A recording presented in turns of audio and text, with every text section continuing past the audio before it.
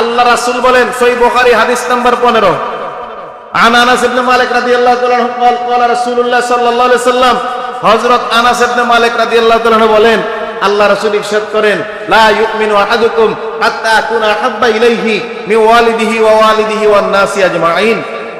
তোমরা কখনো পূর্ণাঙ্গ ঈমানদার হতে পারবে না যতক্ষণ পর্যন্ত আমি নবীকে তোমার সন্তান সন্ততি পিতা মাতা আত্মীয় স্বজন সকলের চেয়ে বেশি ভালো না বাসবে। বোঝা গেল কি?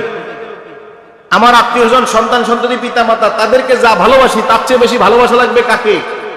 আল্লাহ রাসূল সাল্লাল্লাহু আলাইহি ওয়াসাল্লামকে। এটা আল্লাহ রাসূলের কথা। যদি বেশি ভালোবাসো তাইলে তুমি ঈমানদার, যদি না বাসো তাইলে ঈমানদার না। এখন আমরা বউয়ের ভালোবাসায়, দুনিয়ার ভালোবাসায়, চাকরির ভালোবাসায় এখন আমাদের অনেকের মুখে দাঁড়িয়ে নাই, এমনও তো আছে, আছে কি না?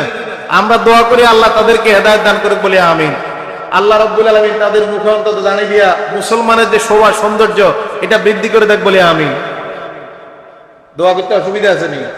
হ্যাঁ, কার দোয়া কখন কাজে লাগে, আর এই সময়টা দোয়া কবুলের সময়, সুবহানাল্লাহ।